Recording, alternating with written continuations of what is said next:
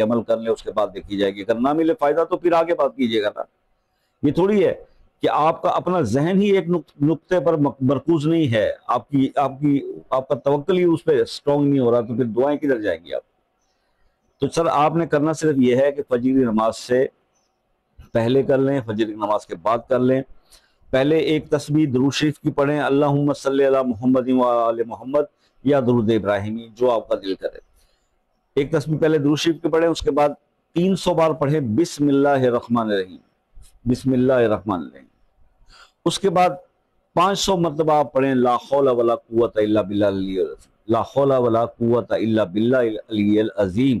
یہ آپ 500 مرتبہ پڑھیں، اور پھر ایک تسبیح درود شریف کو پڑھیں۔ 41 ڈیز یہ کریں، موبائل کو ایک سائیڈ میں رکھ دیں، اب مزید کوئی وظیفے تلاش کرنے کی، اپنے ذہن کو منتشر کرنے کی ضرورت نہیں ہے، پہلے یہ عمل کر لیجئے۔